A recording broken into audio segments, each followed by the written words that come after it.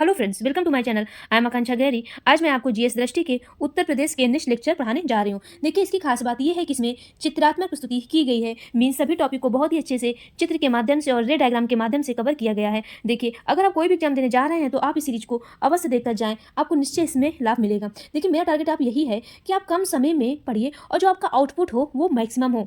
आप देख रहे हैं कि ये इस बुकलेट आपने और भी इसकी सीरीज देखी होगी, तो आपके जो एग्जाम हुए हैं उसमें डायरेक्टली और इनडायरेक्टली क्वेश्चन उसी बुक से ही आए हुए हैं। यानी कहने का मतलब है जो आई दृष्टि है घटना चक्र वाली बहुत इंपॉर्टेंट है, आपके रिवीजन की दृष्टि से तो इंपॉर्टेंट है ही है, बट जो स्टूडेंट पहली बार पढ़ रहे हैं वो भी ये सीरीज देख सकते हैं। और हाँ, अगर आप यूपी के कोई भी एग्जाम देने जा रहे हैं तो आप इस सीरीज को पूरी देख के जाइएगा और आपको जितने भी क्वेश्चन हो यूपी से आएंगे और करंट पढ़ लेंगे, सारे क्वेश्चन इसी बुकलेट से ही मिल जाएगा। ओके, आइए स्टार्ट करते हैं अपने लेक्चर से। देखिए, लेक्चर देखने के बाद आप लोग फीडबैक जरूर शेयर करिएगा, लेक्चर कैसा लगा और आप ये भी बताइएगा। और लेक्चर अगर आप मेरे चैनल में नए हैं, मेरे चैनल लाइक करिए, सब्सक्राइब करिए और शेयर करिए। ओके, आइए स्टार्ट करते हैं अपने लेक्चर से। आइए देखते हैं उत्तर प्रदेश का इतिहास। देखिए, इस सेगमेंट से भी हमारे क्वेश्चंस बनते हैं। 2 से 3 नंबर के, कभी कभी 3 से 4 नंबर के भी क्वेश्चंस बन जाते हैं। मैंने आपसे बताया है कि अगर आप यूपी के एग्जाम देने जा रहे हैं तो उत्तर प्रदेश का इतिहास मोस्ट इंपॉर्टेंट है। देखिए, यहाँ से क्वेश्चन बनते कहाँ से हैं। आपने जब देखा होगा कि 1857 की क्रांति, 1857 की क्रांति के जो नेतृत्वकर्ता से क्वेश्चन बनते हैं। आपसे पूछ लिया जाता है कि बताइए लखनऊ में नेतृत्व कौन कर रहा था, कानपुर में कौन कर रहा था, इलाहाबाद में कौन कर रहा था, आदि सबसे। और कहाँ से क्वेश्चंस बनते हैं। देखिए, आपने जब पढ़ा होगा 16 महाजनपद, तो याद रखिए 16 महाजनपद में से 8 महाजनपद, 16 महाजनपद में से 8 महाजनपद जो हैं ये उत्तर प्रदेश से ही संबंधित हैं। जिसमें से कौन कौन से आए हैं अभी हम लोग देखेंगे। देखिए, यहाँ से क्वेश्चंस कहाँ से बनते हैं। महाजनपद में से आपसे पूछ लिया जाता है इसकी राजधानी। जैसे मान लीजिए कि इसके जो 8 महाजनपद हैं, कुरु हो गया, पंचाल हो गया, काशी हो गया, कौशल, सूरसेन आदि। तो इससे आपसे राजधानी पूछ लिया जाता है। आपसे पूछ लिया जाता है कि सूरसेन की राजधानी क्या है, ये कौशल की राजधानी क्या है। यहाँ से ये क्वेश्चंस बनते हैं। आइए हम लोग डिटेल में अभी देखेंगे हैं। आइए, प्राचीन काल में गंगा के मैदान में स्थित उत्तर प्रदेश का क्षेत्र मध्य देश कहलाता था। मध्य देश यानी आधुनिक उत्तर प्रदेश में कुरु, पंचाल, काशी, कौशल, सूरसेन, चेदी, वत्स तथा मल्ल 8 महाजनपद स्थापित थे। मैं अभी इसी की बात कर रही थी। देखिए, इसमें मैंने बताया कि क्वेश्चन कैसे पूछे जाते हैं कि इसकी राजधानी के बारे में क्वेश्चन पूछे जाते हैं। ठीक है, उत्तर वैली संस्कृति का मुख्य केंद्र मध्य देश था। उत्तर पश्चिम से आने वाले आक्रमणकर्ताओं के रास्ते में पड़ने के कारण दिल्ली और पटना के मध्य के उपजाऊ मैदान का हिस्सा होने के कारण उत्तर प्रदेश के इतिहास का उत्तर भारत के इतिहास से अभिन्न संबंध है। अब आइए कुछ हम देखते हैं प्राचीन काल के महत्वपूर्ण बिंदु। देखिए, उत्तर प्रदेश के प्राचीन काल से संबंधित महत्वपूर्ण साक्ष्य क्या है। एक है हमारी ताम्र पाषाणिक संस्कृति, ये हमारे मेरठ और सहारनपुर से इसे प्राप्त हुआ है। दूसरा है ताम्र कांस्य संस्कृति, ये आलमगीरपुर, मेरठ, हिंडन नदी ये और बड़ा गांव एवं हुलास दोनों से हमें यहाँ पे हमें इसके साक्ष्य मिलते हैं। पूरा पाषाणकालीन सभ्यता सोनभद्र, मिर्जापुर, प्रयागराज जैसे बेलन घाटी, चंदौली, चकिया, यहाँ से ये सब साक्ष्य हमें मिलते हैं। अब आइए हम देखते हैं बेलन नदी घाटी। बेलन नदी घाटी के पूरा स्थलों की खोज एवं खुदाई किसने की थी। Professor G.R.. शर्मा के निर्देशन में। पूरा स्थल क्या था, लोहदा नाला था। प्राप्त उपकरण हमें क्या मिले थे, पाषाण उपकरण मिले थे। यहाँ से एक अस्थि निर्मित मातृ देवी की प्रतिमा। देखिए, आपसे ये पूछा जाएगा कि बेलन नदी घाटी से हमें कौन से उपकरण प्राप्त हुए हैं। ठीक है, तो कौन से उपकरण प्राप्त हुए हैं, तो ये अब क्या बताएंगे, एक अस्थि निर्मित मातृ देवी की प्रतिमा और इसका पूरा स्थल क्या है, लोहदा नाला है। अब आइए देखिए, यहाँ से ज़्यादा क्वेश्चन पूछने नहीं चाहते हैं, लेकिन अब ट्रेंड बदल रहा है तो यहाँ से क्वेश्चन अब बनते हैं। अब आइए नेक्स्ट देखते हैं मध्य पाषाण कालीन साक्ष्य उत्तर प्रदेश के विशिष्ट। आइए देखते हैं सराय नहर राय प्रतापगढ़, यहाँ से हमें मिले हैं मानव अस्थि पंजर, 14 समाधान जिसमें मृतक का सिर पश्चिम दिशा की ओर, 8 गर्त चूल्हे, ये मोस्ट इंपॉर्टेंट है। महदहा प्रतापगढ़, यहाँ से हमें क्या मिला है, मानव अस्थि पिंजर, यहाँ से भी मिला है। सिल्लोड़े गर्त चूल्हे, यहाँ से भी हमें मिले हैं। शवाधान एवं आवास के साक्ष्य आदि हमें मिले हैं। अब आइए नेक्स्ट देखते हैं चौपानी मांडो प्रयागराज मेजा में है, यहाँ से हमें झोपड़ी के साक्ष्य मिले हैं, मिट्टी के बर्तन के। दमदमा, ये इंपॉर्टेंट है, दमदमा और महदहा इंपॉर्टेंट है, ये भी हमारे प्रतापगढ़ में है। यहाँ से हमें 41 समाधान मिले हैं। हड्डी एवं सींग मोस्ट इंपॉर्टेंट है, हड्डी एवं सींग हमें दमदमा से ही मिले हैं। आभूषण और गर्त चूल्हे, तो आप ये ध्यान में रखिएगा। सब कुछ आपको पढ़ने की जरूरत नहीं है, जो मैंने बोला है आपको ध्यान रखना है, उसी पे आप ज़्यादा कंसंट्रेशन करिएगा। अब आइए नेक्स्ट, उत्तर प्रदेश मध्य देश में दो राजधानियों वाले महाजनपद, जिनकी दो राजधानी है, उनके महाजनपद कौन कौन से हैं? कौशल हैं, पंचाल हैं, मल्ल हैं। अब आइए नेक्स्ट, कुरु। आइए देखते हैं कुरु। तो जो कुरु का जो विस्तार है ये मेरठ से दिल्ली तक है। इसकी राजधानी इंपॉर्टेंट है, इंद्रप्रस्थ तथा हस्तिनापुर इसकी राजधानी है। अब आइए नेक्स्ट देखते हैं हम लोग, भारतीय उपमहाद्वीप में प्राचीनतम साक्ष्य वाला स्थल, ये नवीनतम खोजों के आधार पर है। लहुरा देव आपसे पूछा जाता है कहाँ पे है? उत्तर प्रदेश में, तो संत कबीर नगर में है। यहाँ से हमें क्या मिला है? कृषि के प्राचीनतम साक्ष्य मिले हैं। कई बार ये पूछा गया और इंपॉर्टेंट भी है। 9000 से 7000 ईसा पूर्व के मध्य चावल के साक्ष्य प्राप्त हुए और हमें यहाँ से क्या है? ये चावल के भी साक्ष्य मिले हैं। मेहरगढ़ ये पाकिस्तान के बलूचिस्तान में स्थित है। ये मेहरगढ़ कहाँ है? मेहरगढ़ तो ये पाकिस्तान के बलूचिस्तान में स्थित है। यहाँ से हमें किसके साक्ष्य मिले हैं? तो गेहूँ के प्राचीनतम साक्ष्य मिले हैं। जबकि प्राचीनतम चावल के साक्ष्य वाला स्थल कहाँ पे है? कोल्डिवा प्रयागराज जिले में बेलन नदी के तट पर स्थित है। यहाँ से 6500 ईसा पूर्व के चावल की भूसी के साक्ष्य हम माना जाता है। यानी कहने का मतलब ये है, जो मेहरगढ़ जो पाकिस्तान में है, पाकिस्तान के बलूचिस्तान में स्थित है, वहाँ से हमें गेहूं के प्राचीनतम साक्ष्य मिले हैं। लेकिन चावल के प्राचीनतम के साक्ष्य कहाँ से मिले हैं? कुलडीवा। ये कई बार क्वेश्चन पूछा गया है, ये मोस्ट इंपॉर्टेंट है दोनों, तो याद रखिएगा। कुलडिया प्रयागराज में इसमें है, में बेलन नदी के तट पर स्थित है। यहाँ से हमें इसकी साक्ष्य मिलता है, चावल की भूसी के साक्ष्य भी माना जाता है, याद रखिएगा। अब आइए नेक्स्ट देखते हैं हम लोग, आलमगीरपुर हड़प्पा कालीन वस्तु में प्राप्त और कपास उपजाऊ का साक्ष्य हमें कहाँ से मिलता है? एक बार पूछा गया था, कपास उपजाने का साक्ष्य कहाँ से मिला था? तो आलमगीरपुर से ही मिला था। अब आइए नेक्स्ट देखते हैं। देखिए मैंने अभी बात किया था कि 16 महाजनपदों में से 8 महाजनपद मध्य देश यानी आधुनिक उत्तर प्रदेश से संबंधित है। कौन कौन से हैं? कुरु, पंचाल, काशी, कौशल, शूरसेन, चेदी, वत्स, मल्ल। ठीक है। अब आइए नेक्स्ट हम लोग देखते हैं कौशल महाजनपद। कौशल जो महाजनपद है, ये देखिए कौशल महाजनपद है, इसका जो उल्लेख हमें मिलता है शतपथ ब्राह्मण में मिलता है। इसकी जो अवस्थिति है, आपको अवस्थिति वैसे पूछा नहीं जाता है, लेकिन आपको पता होना चाहिए कि कौशल महाजनपद किसको बोला जाता था। तो जो अवध क्षेत्र को उस समय जो था, तो उसको कौशल महाजनपद बोलते थे। ठीक है, जो अवध क्षेत्र है तो कौशल महाजनपद उनको बोला जाता था। इनकी राजधानी क्या होती थी? उत्तरी भाग साकेत यानी अयोध्या और दक्षिणी भाग श्रावस्ती। उत्तरी भाग साकेत, दक्षिणी भाग श्रावस्ती। अब आइए नेक्स्ट हम लोग देखते हैं प्रमुख जनपद एवं राजधानियाँ उत्तर प्रदेश मध्य देश की। अगर हम बात करें तो आइए देखते हैं मल्ल की। इसका जो क्षेत्र आता है कुशीनगर, देवरिया, गोरखपुर। इसकी राजधानी इंपॉर्टेंट, मैंने बोला है कि राजधानियों से क्वेश्चंस बनते हैं, आपसे मिलान के रूप में पूछ लिया जाता है। जो राजधानी है कुशीनगर तथा पावा है। कुशीनगर कसिया तथा पावा पडरौना। अब आइए हम देखते हैं पंचाल। जो पंचाल है हमारे, ये क्षेत्र बदायूं, बरेली, फर्रुखाबाद क्षेत्र से भी क्वेश्चन नहीं बनते हैं, तो आपको ध्यान में रखना नहीं है, बट आपके नॉलेज के लिए आप इसको देख सकते हैं। इसकी राजधानी क्या है? उत्तरी भाग इसको बोलते हैं अहिच्छित्र और दक्षिणी भाग इसको बोलते हैं काम्पिल्य, याद रखिएगा। नेक्स्ट देखिए हमारा क्या है? वत्स क्या है? इसका क्षेत्र प्रयागराज एवं कौशाम्बी है। वत्स में क्या है? इसका क्षेत्र प्रयागराज एवं कौशाम्बी है। इसका जो राजधानी है कौशम यानी कि वर्तमान कौशाम्बी स्थल क्षेत्र है। तो वत्स का क्या हो जाएगा? कौशाम्बी क्षेत्र है। अब आइए देखते हैं हम लोग शूरसेन। जो शूरसेन है हमारा, इसका देखिए क्षेत्र मथुरा के निकट है और राजधानी जो है ये मथुरा है। शूरसेन मथुरा है। अब आइए नेक्स्ट देखते हैं। अब देखिए कुछ परोक्षोपयोगी तथ्य हैं जो कि मैंने बोला ये बहुत इंपॉर्टेंट होते हैं। आइए हम लोग इनको देखते हैं। बुद्ध का जन्म, ज्ञान प्राप्ति तथा महापरिनिर्वाण तीनों संपन्न हुए थे कब? वैशाख पूर्णिमा को। गौतम बुद्ध ने सर्वाधिक वर्षा काल व्यतीत किए थे कौशल राज में। मैंने बोला है कई बार ये क्वेश्चंस पूछे गए हैं। चेदी महाजनपद की राजधानी क्या थी? सुक्तिमती बांधा के समीप। पुष्यमित्र द्वारा किए गए 2 अश्वमेघ यज्ञों का साक्ष्य मिला था हमें कहाँ पे? अविद्या अभिलेख में। सुंगों, कुषाणों तथा गुप्त शासकों से संबंध अवशेष प्राप्त हुए थे अतरंजी खेड़ा से हमें मिले हुए थे। अब आइए नेक्स्ट देखते हैं अयोध्या। इसका प्राचीन नाम क्या है? देखिए इसका जो प्राचीन नाम है अयोध्या है। क्या है? अयोध्या है। ठीक है, क्या है? अयोध्या है। अशोक द्वारा एक स्तूप का निर्माण किया गया था और आदिनाथ सहित 5 तीर्थंकरों की ये जन्मभूमि है। अब देखिए अयोध्या में जन्मे जैन तीर्थंकरों के नाम कौन कौन से? आइए देखते हैं। अभी हमने देखा था ना 5, तो भगवान अनंत नाथ ये 14वें तीर्थंकर हैं। भगवान अजीत नाथ ये द्वितीय तीर्थंकर हैं। भगवान सुमति नाथ ये पंचम तीर्थंकर हैं। भगवान अभिनंदन नाथ चतुर्थ तीर्थंकर हैं। भगवान ऋषभ नाथ प्रथम तीर्थंकर हैं।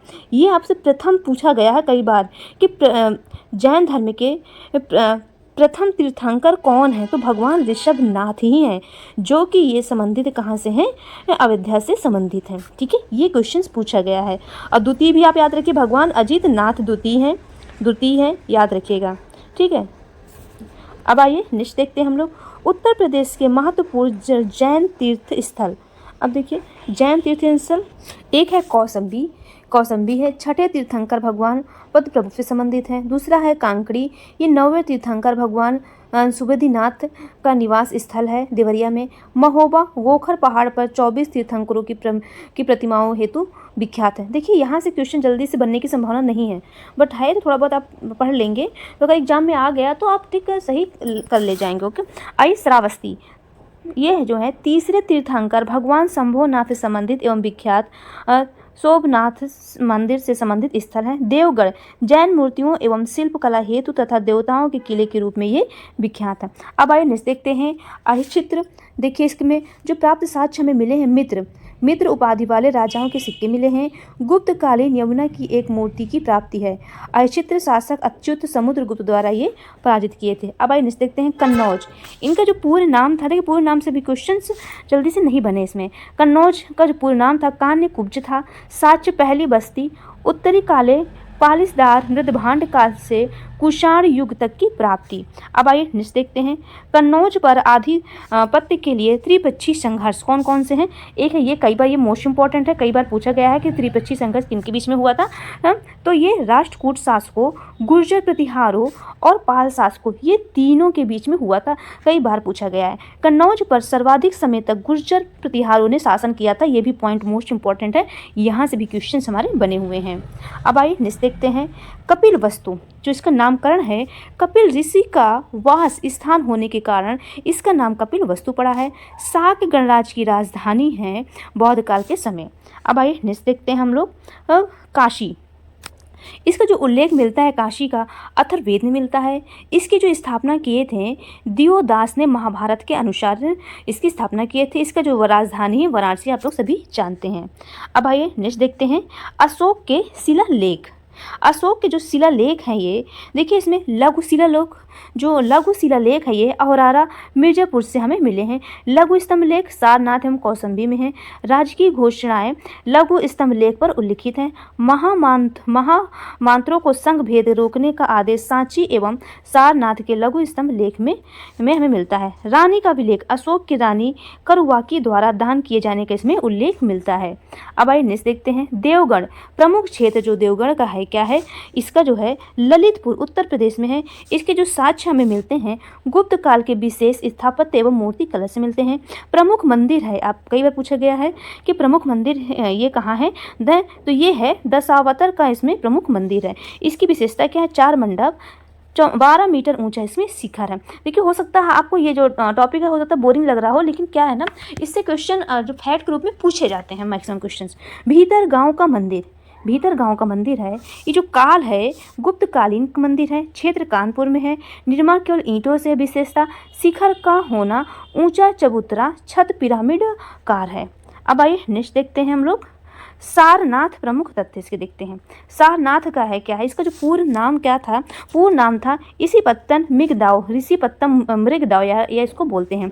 इसकी विशेषता है भगवान बुद्ध का धर्म चक्र प्रवर्तन, अशोक द्वारा सिंह शीर्ष स्तंभ का निर्माण, स्वतंत्र भारत के राजकीय चिन्ह में भी अपनाया गया है, अभी ये जानते हैं। वेनसांग के समय यह थेरवाद का प्रमुख केंद्र के रूप में प्रसिद्ध था।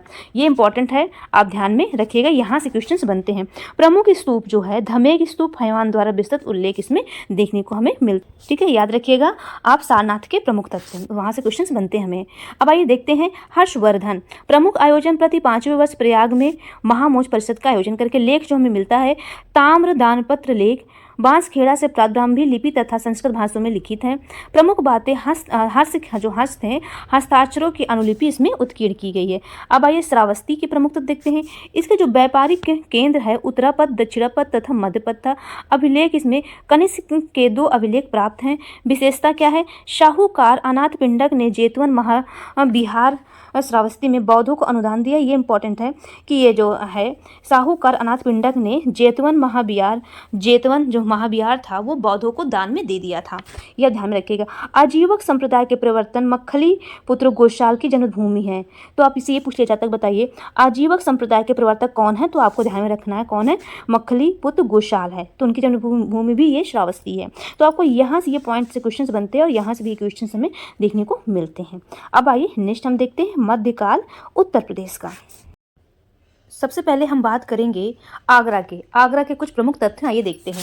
देखिए एक बार पूछा गया था कि आगरा की स्थापना किसके द्वारा किया गया था और कब किया गया था। ये जो पॉइंट है मोस्ट इम्पॉर्टेंट है। आगरा की स्थापना सुल्तान सिकंदर लोदी द्वारा किया गया था। कब किया गया था? 1504 ईस्वी में किया गया था। ये कहाँ है? इसकी अवस्थिति कहाँ है? यमुना नदी के तट पर। आगरा जो बसा है, यहाँ से भी क्वेश्चन बना है कि आगरा जो है किस नदी के तट पर है, तो ये है यमुना नदी के तट पर है। इसकी विशेषताएं क्या है? मुगल काल में ये शिक्षा के केंद्र थे। नील की खेती के लिए भी ये प्रसिद्ध था। सिकंदरा नामक स्थान पर अकबर के मकबरे का निर्माण किया गया था। ये भी पॉइंट इंपॉर्टेंट है। देखिए मैंने आपको पहले ही बताया था जो इंपॉर्टेंट होगा या जो परीक्षा में आने की संभावना होगा मैं उस पर ज़्यादा जोर दूंगी, इसलिए आप उसको ध्यान से अच्छे से देख लीजिएगा। मुसम्मन बुर्ज से महिलाओं द्वारा पशु युद्ध को देखना। नूरजहां द्वारा इत्मत-दौला की मकबरे का निर्माण। कई बार ये क्वेश्चन पूछा गया है कि इनका मकबरा किसके द्वारा बनाया गया था, तो नूरजहां ने बनवाया था। ठीक है, कहाँ पे? आगरा में ही है।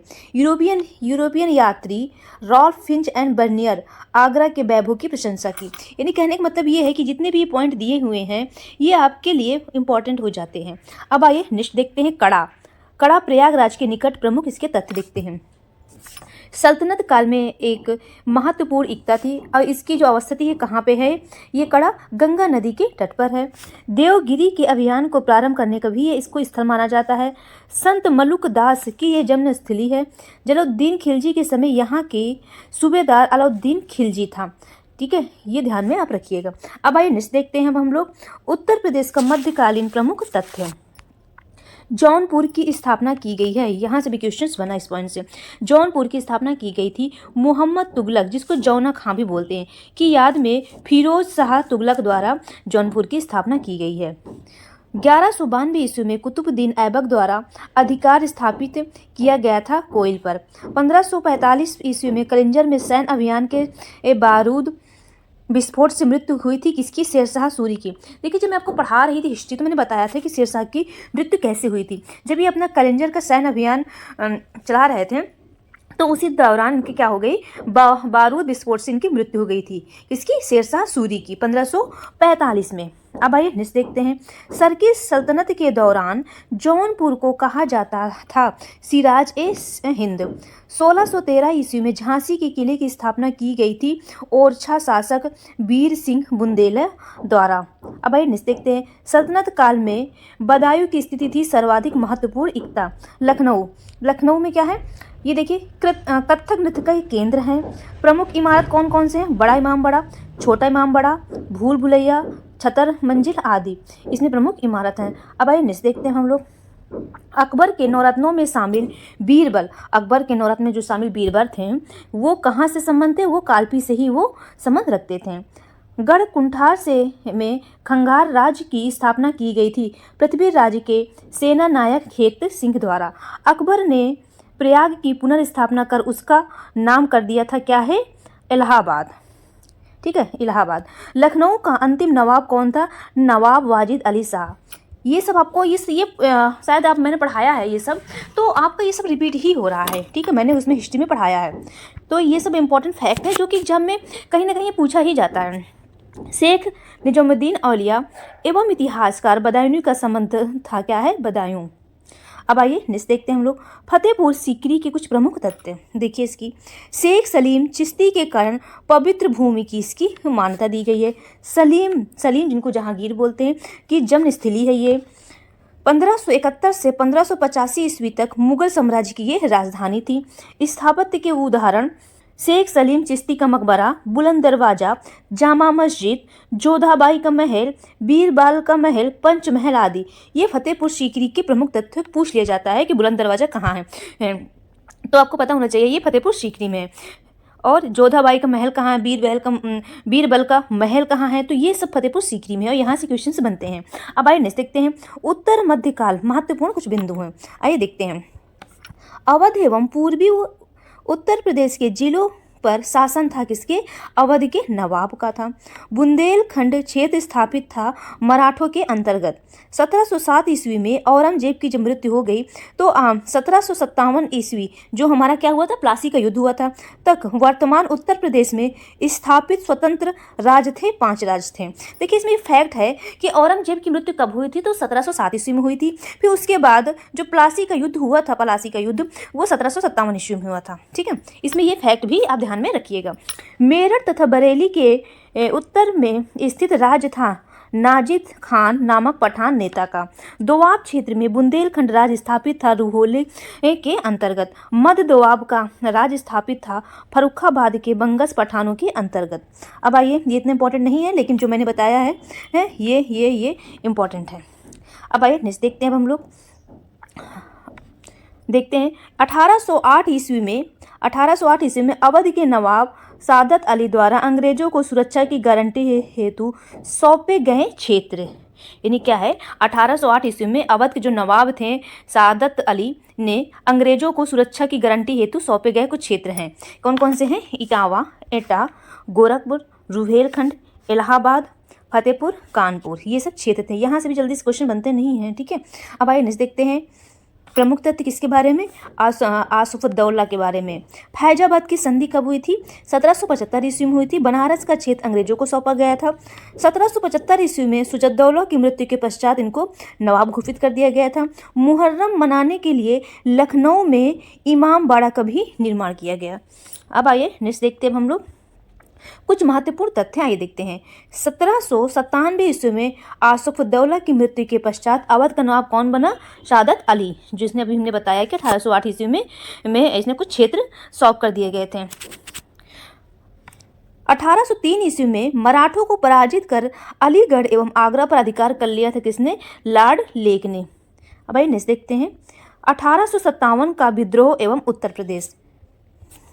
देखिए जो 1857 का जो विद्रोह है स्टार्ट किया गया था किनके द्वारा, आप लोग सभी जानते हैं, मंगल पांडे द्वारा स्टार्ट किया गया था। ये जो मंगल पांडे हैं ये कहाँ के निवासी थे, ये हैं बलिया, उत्तर प्रदेश में जो बलिया जिला है वहाँ के निवासी थे। विद्रोह क्या था, बैरकपुर कलकत्ता की 34वीं बंगाल नेटिव इन्फेंट्री में 29 मार्च 1857 को विद्रोह कर दिया गया था। ये भी पॉइंट कई बार पूछा गया है, कब किया गया था, कौन सी नेटिव इन्फेंट्री में किया गया था, तो वो थी 34वीं, यह ध्यान में रखिएगा। अब आइए देखिए इनको फांसी कब दी गई थी, तो फांसी जब दी गई थी इनको 8 अप्रैल 1857 को बैरकपुर में दी गई थी। लेफ्टिनेंट हेनरी बाग पर इन्होंने क्या चला दिया था, गोली चला दिया था, इसलिए इनको 8 अप्रैल 1857 को बैरकपुर में इनको फांसी दे दी गई थी। गवर्नर जनरल उस समय कौन थे, लॉर्ड कैनिंग थे। इन्होंने विरोध क्या किया था, आप लोग सभी जानते हैं, एनफील्ड राइफलों के लिए एक नए प्रकार के कारतूसों के प्रयोग होते इन्होंने विरोध प्रदर्शन किया था, जिनमें इन्होंने लेफ्टिनेंट हेनरी बाग पर इन्होंने गोली मार दिया था। अब आइए नेक्स्ट देखते हैं मेरठ। अब देखिए जो विद्रोह का प्रारंभ होता है, कई बार पूछा गया है, जो विद्रोह का प्रारंभ होता है वो मेरठ से प्रारंभ होता है, मेरठ से प्रारंभ होता है। और ये कब हुआ है, तो देखिए 10 मई 1857 को मेरठ से प्रारंभ होता है, लेकिन 11 मई 1857 को बहादुर शाह दूती के नेतृत्व में विद्रोहियों का दिल्ली पर अधिकार कर लिया गया। देखिए जो हमारा मेरठ पर हमारा क्या है, मेरठ से विद्रोह का प्रारंभ होता है, फिर ये लोग चलते चलते दिल्ली आ जाते हैं, तो दिल्ली पर ये अधिकार कर लेते हैं और बहादुर शाह दूती के नेतृत्व में ये दिल्ली के 11 मई 1857 में, ये डेट आप याद रखिएगा, यहाँ से दोनों डेट से क्वेश्चन बना हुआ है और दोनों अलग अलग ही हैं। अगर पूछे विद्रोह का प्रारंभ कब हुआ है तो आप बताएंगे 10 मई, और अगर पूछेगा कि विद्रोहों का दिल्ली पर अधिकार कब कर लिया गया है तो वो है 11 मई। ये दोनों डेट याद रखिएगा, कन्फ्यूज मत हो जाइएगा। अब देखिए नोट देखते हैं 1857 ईस्वी के विद्रोह का विस्तार इटावा, मैनपुरी, एटा, मथुरा, शाहजहांपुर, बदायूं आजमगढ़, सीतापुर, लखीमपुर खीरी, बाराबंकी, वाराणसी, फतेहपुर, हाथरस आदि छोटे छोटे नगरों एवं कस्बों तक भी हो गया था। नेक्स्ट देखते हैं कानपुर, उत्तर प्रदेश के प्रमुख तत्व कानपुर के बारे में ये देखते हैं। देखिए, नवंबर 1857 को विद्रोहियों द्वारा जनरल बिंडहेम को पराजित किए जाने से संबंधित है। जो विद्रोह कर रहे थे वो उन्होंने जनरल बिंडहेम को पराजित कर दिए थे। 6 दिसंबर 1857 को कॉलिन कैंपबेल द्वारा विजित कर लिया गया था। 6 दिसंबर 1857 को कॉलिन कैंपबेल द्वारा विजित कर लिया गया था। नाना साहब द्वारा ये अधिकृत क्षेत्र था, मतलब नाना साहब के द्वारा, नाना साहब यहाँ का नेतृत्व कर रहे थे, आप ऐसे समझ सकते हैं। यहाँ से क्वेश्चंस बनते हैं। अब आइए नेक्स्ट देखते हैं। देखिए, ये मोस्ट इंपॉर्टेंट है, मैं आपको वजह बताने जा रही हूँ। यहाँ से इससे कई बार क्वेश्चन पूछे गए हैं डिफरेंट एग्जाम में। तो देखिए, स्थान है ये और ये है नेतृत्व करता है। देखिए, जो बरेली में जो नेतृत्व कर रहे थे वो खान बहादुर कर रहे थे। झांसी में आप लोग सभी जानते हैं रानी लक्ष्मीबाई, लखनऊ में बेगम हजरत महल, कानपुर में नाना साहब जिनको बोलते हैं नाना धोदो पंत, फैजाबाद में मौलवी अहमदुल्ला शाह, इलाहाबाद में लियाकत अली। अब देखते हैं लखनऊ में, अभी हमने बताया था इसका जो नेतृत्व कौन कर रहा था इस विद्रोह का, तो बेगम हजरत महल कर रही थी। इसका परिणाम क्या हुआ? कैंपबेल द्वारा 21 मार्च 1858 को लखनऊ पर पुनः कब्जा कर लिया गया है। यहाँ से भी क्वेश्चन पूछता है पुनः कब्जा किसके द्वारा किया गया था लखनऊ पर, तो कैंपबेल द्वारा किया गया था। नेक्स्ट आइए, तात्या टोपे, इनका मूल नाम क्या था? कई बार क्वेश्चन पूछा गया, रामचंद्र था। रणनीति इनकी क्या थी? इनकी जो रणनीति थी छापा मार रणनीति थी, यानी कहने का मतलब है गनीमी कावा रणनीति। इनको फांसी दी गई थी 18 अप्रैल 1859 में, इनको फांसी दे दी गई थी। अब आइए नेक्स्ट देखते हैं, कुछ महत्वपूर्ण तथ्य हैं। देखिए, जहाँ महारानी लक्ष्मीबाई के विरुद्ध आक्रमण का नेतृत्व करने वाला अंग्रेज था, कौन था? जनरल हेरोज था। ये भी पॉइंट आपके लिए इंपॉर्टेंट है, कई बार पूछा भी गया है। जून 1858 पर में इलाहाबाद पर पुनः अधिकार कर लिया गया था। किसके द्वारा किया गया था? कैप्टन नील द्वारा। यहाँ से भी मैंने बोला कि जब पुनः अधिकार कर लिया गया था तो उस समय किसने किया था? यहाँ से भी क्वेश्चंस बनते हैं। अब आइए नेक्स्ट देखते हैं, संयुक्त प्रांत जिसको अब है क्या है उत्तर प्रदेश में 1857 के विद्रोह में स्थानीय जनता ने भाग लेना आरंभ किया है। अगस्त 1857 को महारानी विक्टोरिया की उद्घोषणा द्वारा कंपनी के हाथों से सत्ता ब्रिटिश क्राउन द्वारा अधिकृत कर लिया गया था। कब? 1 नवंबर 1858 को। ये भी क्वेश्चन पूछा गया था। यानी कहने का मतलब ये है कि अब जो सत्ता थी वो अब ट्रांसफ़र होकर किसके हाथ में चली गई है? ब्रिटिश क्राउन द्वारा चली गई। अब कौन शासक करेगा? ब्रिटिश क्राउन करेंगी वहाँ से। अब आइए नेक्स्ट देखते हैं, उत्तर प्रदेश का आधुनिक इतिहास। सबसे पहले हम इसमें देखेंगे अलीगढ़ के बारे में। यहाँ से भी क्वेश्चन बनता है कि सर सैयद अहमद खान द्वारा 1857 ईस्वी में मोहम्मदन एंग्लो ओरिएंटल कॉलेज की स्थापना, जिसका वर्तमान नाम है अलीगढ़ मुस्लिम विश्वविद्यालय, की स्थापना की है। आपसे ये पूछ लिया जाता है कि अलीगढ़ मुस्लिम विश्वविद्यालय की स्थापना किसके द्वारा किया गया है, तो वो है सर सैयद अहमद खान द्वारा। कब किया गया था? 1875 ईस्वी में। शायद मैंने 1857 बोला हो तो 1875 ईस्वी में, ध्यान रखिएगा। इनके द्वारा मुस्लिमों की स्थिति सुधारने के लिए अलीगढ़ आंदोलन का भी संचालन किया गया था। अब आइए नेक्स्ट देखते हैं हम लोग, भारतीय राष्ट्रीय कांग्रेस का द्वितीय अधिवेशन कलकत्ता में हुआ था 1886 ईस्वी में। सार्वजनिक सेवाओं से जुड़े प्रश्नों पर विचार करने हेतु गठित 17 सदस्यीय समिति की गई थी। उत्तर प्रदेश से 5 सदस्य इसमें शामिल थे। कौन कौन से शामिल थे इसमें? तो गंगा प्रसाद वर्मा, प्राणनाथ हामिद अली, नवाब राजा अली खां, मुंशी काशी प्रसाद, ये सब उत्तर प्रदेश से 5 सदस्य इसमें शामिल थे। अब नेक्स्ट आइए, अब हम देखते हैं भारतीय राष्ट्रीय कांग्रेस के प्रथम अधिवेशन कहाँ हुआ था। ये एक क्वेश्चन हो गया। अब से पूछ लिया जाता है कि बताइए भारतीय राष्ट्रीय कांग्रेस का प्रथम अधिवेशन कहाँ पर किया गया था, तो बम्बई में किया गया था। तो जब बम्बई में किया गया था तो उत्तर प्रदेश से शामिल प्रतिनिधि कौन कौन से थे उस समय? तो गंगा प्रसाद वर्मा, जानकी नाथ घोषाल, रामकली चौधरी, बाबू शिव प्रसाद चौधरी, बाबू जमुना दास, लाला बैजनाथ, मुंशी ज्वाला प्रसाद, प्राणनाथ पंडित, ये सब लोग शामिल थे। अब आइए नेक्स्ट देखते हैं, भारतीय राष्ट्रीय कांग्रेस के उत्तर प्रदेश में हुए कुछ प्रमुख अधिवेशन एवं उनके अध्यक्ष हैं। देखिए, जो हमारा कानपुर में हुआ था अधिवेशन, जो इसके अध्यक्ष कौन थे, कई बार पूछा गया था। तो ये था श्रीमती सरोजनी नायडू थी। ये कब हुआ था? 1925 ईस्वी में। बनारस अधिवेशन की अध्यक्षता किसने की थी? तो गोपाल कृष्ण गोखले ने की थी। कब की थी? 1905 ईस्वी में की थी। अब आइए देखते हैं मेरठ अधिवेशन की अध्यक्षता किसके द्वारा किया गया था। तो किसने किया था अध्यक्ष, उसके कौन थे? तो आचार्य JB कृपलानी द्वारा किया गया था। कब किया गया था? तो 1946 ईस्वी में किया गया था। देखिए, ये इंपॉर्टेंट है और यहाँ से ये तीनों सेगमेंट से क्वेश्चंस बनते हैं। अब आइए नेक्स्ट देखते हैं भारतीय राष्ट्रीय कांग्रेस के अधिवेशन एवं उनके अध्यक्ष। लखनऊ में अगर बात करें तो 1899 ईस्वी में रमेश चंद्र दत्त द्वारा, 1916 ईस्वी में अंबिका चरण मजूम द्वारा। कई बार यहाँ से भी क्वेश्चंस बना हुआ है। फिर ये सब लखनऊ अधिवेशन की बात हम कर रहे हैं, ठीक है। 1936 ईस्वी में पंडित जवाहरलाल नेहरू द्वारा अध्यक्षता की गई थी। ये आप ध्यान में रखिएगा। अब आइए अगर हम बात करें इलाहाबाद की, इलाहाबाद जिसको अब हो गया है प्रयागराज, तो इसकी जो अध्यक्षता जॉर्ज यूल द्वारा किया गया था। कब किया गया था? 1888 ईस्वी में। ये पूछा गया है भी क्वेश्चन। 1893 ईस्वी में WC बनर्जी द्वारा भी किया गया था और 1910 ईस्वी में सर विलियम वेडरबर्न द्वारा भी किया गया था। तो यहाँ से ये फैक्ट है जो कि आप यहाँ से क्वेश्चंस बन जाते हैं। अब आइए नेक्स्ट देखते हैं भारतीय राष्ट्रीय कांग्रेस का वर्ष 1916 का अधिवेशन। अभी हमने देखा था कहाँ पे हुआ था, लखनऊ में हुआ था। और इसके अध्यक्ष कौन थे? अंबिका चरण मजूमदार थे। इसमें समझौता क्या किया गया था? कांग्रेस लीग समझौता। आपसे पूछ लिया जाता है कि कांग्रेस लीग समझौता किस अधिवेशन में हुआ है, तो आप क्या बताएंगे? ये जो अधिवेशन हुआ है लखनऊ अधिवेशन, या बोलिए कब हुआ है? तो 1916 में। इसकी विशेषता क्या है? अभी हमने देखा कि कांग्रेस और मुस्लिम लीग का अधिवेशन एक साथ संपन्न हुआ। अब आइए नेक्स्ट देखते हैं चौरी चौरा कहाँ पे ये इवेंट घटित हुआ है? तो गोरखपुर में, उत्तर प्रदेश में गोरखपुर जिले में ये घटित हुआ है। कब हुआ है? डेट भी याद रखिएगा, 4 फरवरी 1922 को ये घटित हुआ है। प्रसिद्ध घटना क्या है? भीड़ द्वारा एक पुलिस स्टेशन को जला दिया जाना।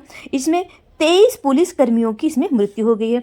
और देखिए विशेषता, 12 फरवरी 1922 को गांधी जी द्वारा असहयोग आंदोलन को समाप्त करने की घोषणा हुई है। यानी कहने का मतलब ये है कि 4 फरवरी 1922 को ये घटना चौरी चौरा इवेंट घटित हुई है।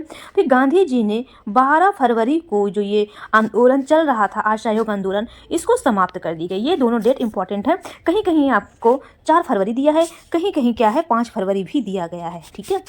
अब आइए नेक्स्ट देखते हैं हम लखनऊ के संबंध में प्रमुख तथ्य। अगस्त 1928 में सर्वदलीय सम्मेलन का आयोजन किया गया था राजा महमूदाबाद के भव्य महल के बाग में। नवंबर 1928 में साइमन कमीशन का लखनऊ में बहिष्कार किया गया था। इस किसके नेतृत्व में? पंडित जवाहरलाल नेहरू। साइमन कमीशन का बहिष्कार किया गया था, कहाँ पे? लखनऊ में किया गया था। यहाँ से भी क्वेश्चंस बनते हैं। साइमन कमीशन, मैंने आपको बहुत ही अच्छे से हिस्ट्री पढ़ाया है, तो बहुत उसमें सब कुछ बताया कि साइमन कमीशन कब भारत आया है, तो और इसमें कौन कौन नेतृत्व कर रहे थे, ये सब हमने डिस्कस किया अच्छे से। अब आइए देखते हैं भारतीय कम्युनिस्ट पार्टी के प्रमुख तथ्य। इसका जो प्रथम सम्मेलन है कानपुर में दिसंबर 1925 में किया गया है। अध्यक्ष पेरियार हैं। इस सितंबर जो स्थापना हुई है सितंबर 1924 में पत्रकार सत्यभक्त द्वारा। अब आइए नेक्स्ट देखते हैं हम लोग कांग्रेस के प्रांतीय सम्मेलन में शामिल प्रमुख नेता कौन कौन से हैं। कांग्रेस के प्रांतीय सम्मेलन में शामिल प्रमुख नेता तो कौन कौन से नेता, आइए हम लोग देखते हैं।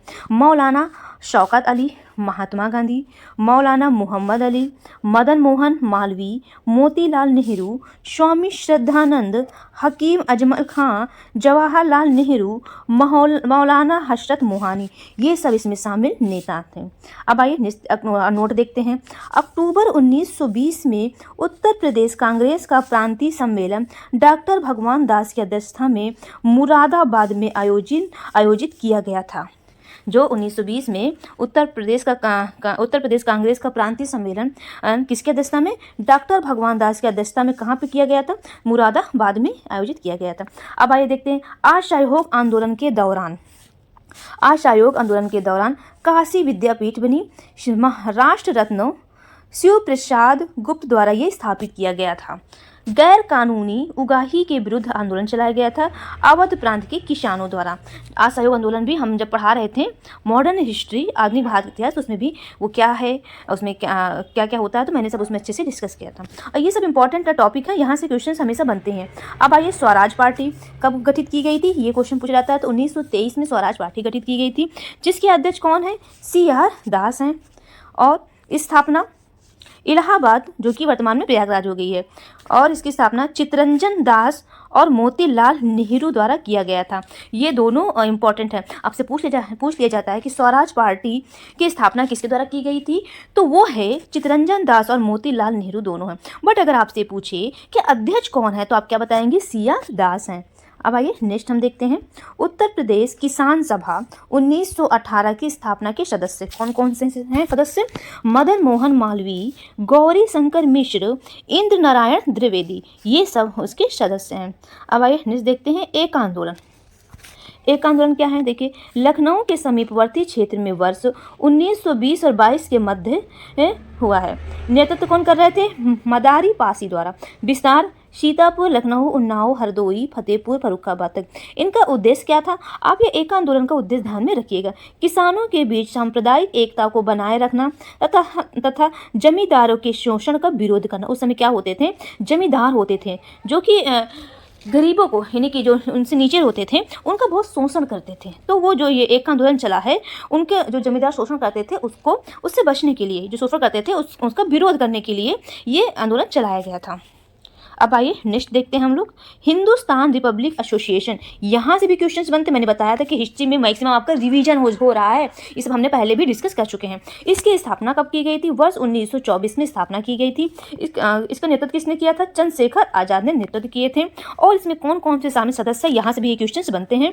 तो आइए देखते हैं कौन कौन, सचिन नाथ सन्याल, योगेश चंद्र चटर्जी, राम प्रसाद बिस्मिल, राजेंद्र लाहिड़ी इत्यादि, ये सब इसमें सम्मिलित सदस्य हैं। कहाँ पे किया गया था, ये हिंदुस्तान रिपब्लिक एसोसिएशन, ये कानपुर में बनाई गई थी। कहाँ पे, कानपुर में। अब आइए नेक्स्ट हम देखते हैं चंद्रशेखर आज़ाद के बारे में। इनकी मृत्यु कब हुई थी, 27 फरवरी 1931 में हुई थी। शहादत स्थल कहाँ पे है, Alfred park, Chandrashekhar Azad park, Allahabad Prayagraj में है। पुलिस से मुकाबला करते हुए इन्होंने क्या किया, स्वयं को गोली मारकर ये शहीद हो गए। यानी कहने का मतलब ये है कि इन्होंने खुद को गोली मार दी, एक पुलिस जब इनका पुलिस पीछा कर रही थी। अब आइए नेक्स्ट हम देखते हैं, संयुक्त प्रांत में समाजवादी दल का नेतृत्व करता कौन है, शंपूरानंद हैं, कमलापति त्रिपाठी हैं, तारापद भट्टाचार्य हैं। अब आइए नेक्स्ट हम देखते हैं, इंडिपेंडेंस फॉर इंडिया लीग की स्थापना की गई है। इसकी स्थापना किसके द्वारा की गई थी, जवाहरलाल नेहरू द्वारा और सुभाष चंद्र बोस द्वारा। इंडिपेंडेंस फॉर इंडिया लीग की स्थापना किसके द्वारा की गई है, एक है सुभाष चंद्र बोस द्वारा और जवाहरलाल नेहरू द्वारा। ये भी इंपॉर्टेंट है, यहाँ से भी क्वेश्चंस बने हैं। अब आइए नेक्स्ट हम देखते हैं, करबंदी आंदोलन। करबंदी आंदोलन का जो आंदोलन का नेतृत्व किसने किया था, तो जवाहरलाल नेहरू ने किया था। कहाँ पे, इलाहाबाद प्रयागराज में।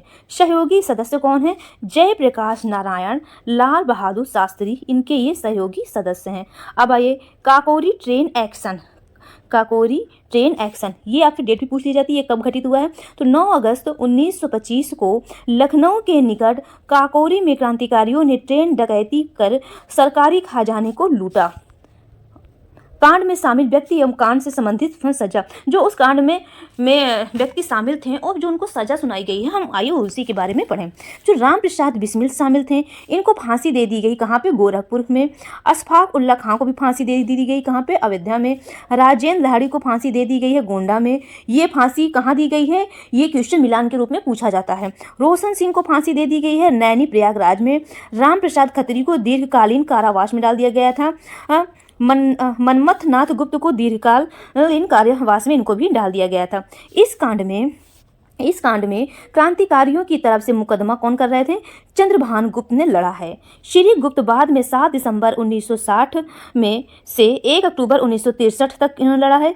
फिर इन्होंने क्या किया है, 14 मार्च 1967 से 2 अप्रैल 1967 तक, फिर 26 फरवरी 1969 तक से 17 फरवरी 1970 तक उत्तर प्रदेश के ये मुख्यमंत्री रहे। यानी कहने का मतलब ये है कि इसमें आपको इसमें क्या ध्यान में रखना है, जो इस कांड में क्रांतिकारी तरह से मुकदमा कौन लड़े हैं, चंद्रभान गुप्त ने लड़े थे और फिर बाद में मुख्यमंत्री भी रहे हैं उत्तर प्रदेश के।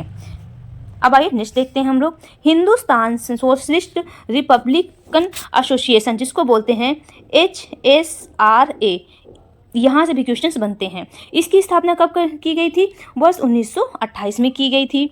स्थान कहाँ पे, दिल्ली में, फिरोज शाह कोटला मैदान दिल्ली में। इसकी विशेष क्या, भगत सिंह की सलाह पर, ये किसकी सलाह पर, भगत सिंह की सलाह पर HRA में सोशलिस्ट शब्द जोड़ा गया है। पहले उसमें अभी हमने पढ़ा था HRA पढ़ा था, हिंदुस्तान रिपब्लिकन एसोसिएशन पढ़ा था, जिसको अब इसमें क्या ऐड कर दिया गया था, हिंदुस्तान सोशलिस्ट रिपब्लिकन एसोसिएशन जोड़ दिया गया था। किनकी सलाह पर, भगत सिंह की सलाह पर। इसका उद्देश्य क्या था, भारत में एक समाजवादी गणतंत्रवादी राज्य की स्थापना करना। अब आइए नेक्स्ट देखते हैं, अखिल भारतीय किसान सम्मेलन, इसका आयोजन स्थल है लखनऊ। कब, 1936 ईस्वी में। नेतृत्व करता है प्रोफेसर NG रंगा, इसके महासचिव हैं। इंदु लाल कन्हैया लाल याज्ञिक, और कौन है, स्वामी सहजानंद सरस्वती इसके अध्यक्ष हैं। कई बार पूछा गया है कि अखिल भारतीय किसान आंदोलन सम्मेलन के अध्यक्ष कौन है, तो वो है स्वामी सहजानंद सरस्वती है।